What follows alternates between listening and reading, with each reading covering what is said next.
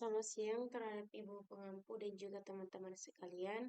Baiklah, di sini saya Betis Tempur akan mempresentasikan case method yang saya buat, yaitu memparalelkan dua generator, yang dimana studi kasusnya yaitu ketidaksinkronan saat memparalelkan dua generator. Baiklah, saya akan menjelaskannya. Untuk latar belakangnya, generator merupakan komponen utama dalam suatu pembangkit tenaga listrik yang berfungsi sebagai pengubah energi mekanik menjadi energi listrik. Bila suatu generator mendapatkan pembebanan yang melebihi dari kapasitasnya, maka dapat mengakibatkan generator tersebut tidak bekerja atau bahkan akan mengalami kerusakan.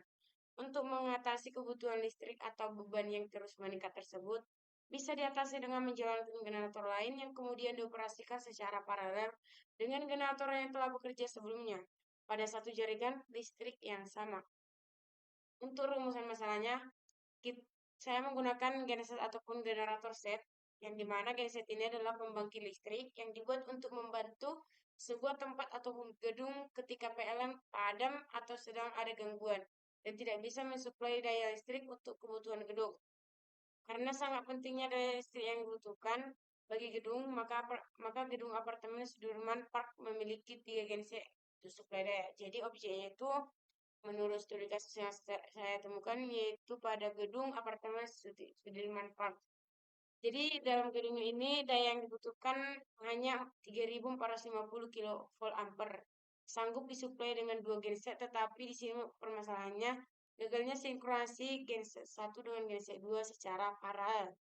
Dan itu dapat mengganggu suplai daya listrik untuk gedung.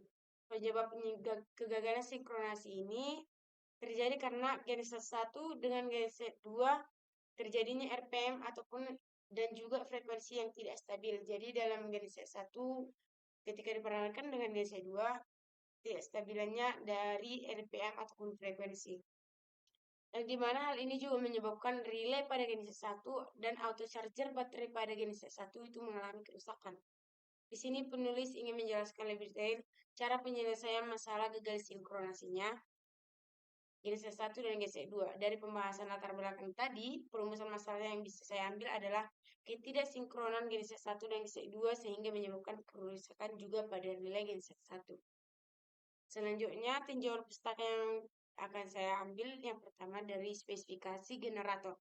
Set generator ataupun genset yang digunakan bermerek Caterpillar. Kapasitasnya maksimal tegangan yang dihasilkan dari generator ini 2000 kV ampere berfrekuensi 50 Hz dengan kecepatan 1500 rpm.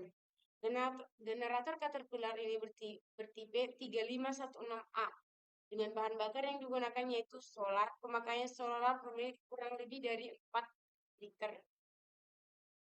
Bagian kedua yaitu pada panel sinkron generator set. Yang pertama, kabinet disesuaikan dengan tipe dalam ruangan atau luar ruangan sesuai dengan kebutuhan. Kabinet terdiri di atas lantai ataupun freestanding metal atau L-closer. Kabinet terdiri dari beberapa seksi yang berisi bus penguatan atau wiring, circuit breaker, rangkaian kendali, dan lain-lainnya. Yang kedua, circuit breaker outgoing. Yang dimana circuit breaker outgoing ini digunakan sebagai pemutus dan penghubung tegangan yang dilengkapi dengan proteksi terhadap gangguan arus listrik dan gangguan arus singkat. Yang ketiga, circuit breaker incoming. Tadi kan kita berbicara tentang circuit breaker outgoing nih. Sekarang kita berbicara tentang circuit breaker incoming.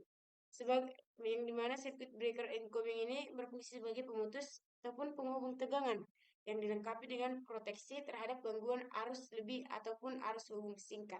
Yang keempat, sinkron sek ataupun paralel. Yang dimana fungsinya itu merubah kondisi tingkat tegangan, sudut fasa, dan frekuensi untuk mencapai sinkronisasi. Jadi sinkronisasi ini ataupun pemarahan ini mengubah kondisi tegangan ataupun sudut fasanya agar frekuensi yang kita inginkan supaya sinkronisasinya bisa berjalan dengan baik. Yang kelima, auto synchronizer.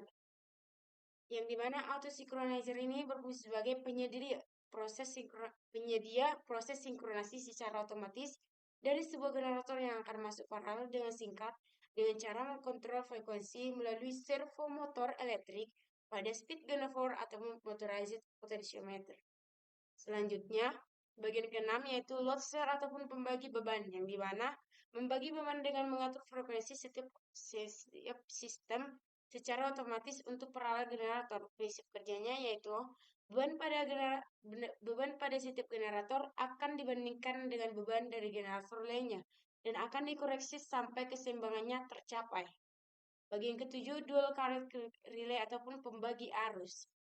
Di mana pembagi arus ini berfungsi sebagai perbandingan antara kedua arus relay, di mana arus relay yang pertama berfungsi untuk menjalankan generator dengan arus yang dikehendaki, sedangkan arus relay yang kedua berfungsi untuk menghentikan generator dengan arus minimum tertentu. Yang kedelapan, bus bar ataupun penghantar, yang dimana bus utama ataupun bus pentanahan dan koneksi utama antar peralatan dalam satu panel harus terbuat dari tembaga berkonduktivitas tinggi sesuai dengan IEC 28. Yang kesembilan, pentanahan. Semua bagian yang terbuat dari metal selain daripada yang membentuk sirkuit listrik harus terhubung pada copper ground bars dalam panel utama, panel kontrol, dan sebagainya. Yang ke-10, proses pengecekan dan analisa. Pada bagian ini kita boleh melihat bagaimana sih proses pengecekan dan juga bagian analisa pada bagian untuk menentukan sinkronisasi. Kenapa sinkronisasi pada genset ini tidak sesuai? Yang pertama bisa kita lakukan pencatatan di lembar langsat ataupun langsat gensetnya. Yang kedua mencatat KWH meter, baterai, frekuensi, COSQ, RPM, dan bahan bakar solar. Yang ketiga, pengecekan air aki pada genset. Selanjutnya setelah semuanya dicek lalu hasilnya oke, kita hidupkanlah genset dengan menekan tombol running, yang dimana genset yang pertama dan genset yang kedua akan hidup secara bersamaan. Setelah hidup secara bersamaan, kita bisa melakukan penghitungannya kembali atau pencatatannya. Setelah kita catat, yang perlu kita catat yaitu tegangan, RPM, frekuensi, dan baterai. Setelah beberapa menit, genset 1 dan genset 1 mati dan genset 2 tetap hidup sampai batas waktu pada pengaturan panel kendali genset. Jadi untuk waktu yang ditentukan bisa kita atur pada panelnya. Setelah genset 1 timbul alarm, kita menekan tombol emergency stop pada genset. Kemudian kita lakukan pengecekan pada modul governor. Selanjutnya kita lakukan pada pengecekan sistem proteksi atau relay. Pengecekan pada wiring genset, pengecekan pada wiring panel kendali genset.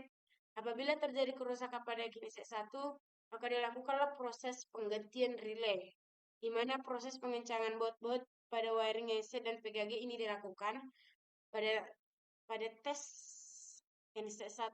Setelah berjalan normal, dilakukan lagi pengecekan secara paralel antara genset 1 dan genset 2. Setelah berjalan normal, dilakukan kembali pengecekannya. Apabila genset 1 tidak menyala, display baterai pada genset 1 menunjukkan 23 volt. Dilakukanlah pengecekan pada aki genset pertama. Setelah aki full, dilakukan pengecekan pada auto charger baterai pada genset pertama. Karena terjadinya kerusakan pada bagian fuse genset 1 yaitu pada akinya, dilakukan lagi penggantian pada bagian fuse, dilakukan pengisian aki, lalu display baterainya meningkat menjadi 26. Setelah itu kita melakukan uji coba genset pertama dengan manual. Setelah berjalan lancar, kita lakukan kembali uji coba genset pertama juga genset kedua secara paralel. Setelah berjalan lancar, dilakukan uji coba genset pertama dan kedua secara paralel untuk lebih meyakinkan agar tidak terjadi permasalahan lagi. Pencatatan pada baterai, tegangan, fuse, dan RPM. Genset 1 dan genset 2 berjalan lancar tanpa kendala. Dilakukan lagi uji coba pada genset 1 dan kedua secara paralel dengan beban pemakaian daya gedung. Jadi pada tahap ini kita akan menggunakan beban sesungguhnya yaitu pemakaian pada daya gedungnya. Setelah semuanya pengecekannya berjalan dengan normal, yang dimana tegangan, fuse, dan RPM yang kita tentukan berjalan dengan stabil dan tidak ada perubahan, maka pengecekannya telah selesai ataupun bagian pada pengecekan panel sinkron gensetnya selesai ataupun clear. Nah, selanjutnya kita akan beralih pada bagian hasil dan pembahasan. Yang pertama kita memasuki bagian speed governor, yang dimana pengecekan pada speed governor terjadi karena terjadinya RPM yang tidak stabil dan frekuensi yang rendah. Di mana RPM yang stabil yaitu 1500 konstan, tidak ada perubahan dan frekuensinya 50 Hz.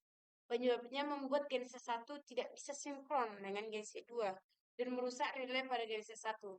Setelah diketahui kerusakan pada speed governor, dilakukan proses penggantian pada speed governor genset 1. Dan setelah dilakukan penggantian, masih terjadi gagal sinkron karena relay genset 1 masih terdapat masalah. Namun, RPM dan frekuensinya telah stabil. Yang kedua, kita pada bagian relay genset 1. Setelah dilakukan pengetesan pada genset 1 dan genset 2 dengan menyalakan secara bersamaan, dengan hubungan paralel terjadi reservoir power proteksi di modul genset 1 ketika sinkron dengan genset 2.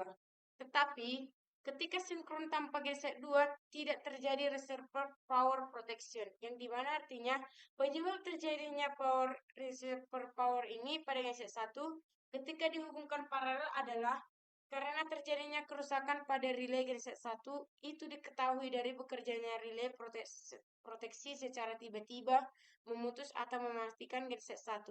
Ketika genset 1 sedang hidup dengan tegangan 400 volt dan tegangan turun menjadi 265 volt, setelah itu genset mati. Kerusakan relay disebabkan karena adanya arus balik yang masuk ke relay yang menyebabkan kerusakan pada relay genset. Setelah diketahui penyebabnya, kerusakan tidak sinkronnya genset 1 dan genset 2, jika dihubungkan paralel segala dilakukan penggantian relay yang rusak pada genset 1. Yang ketiga pada bagian auto battery charger.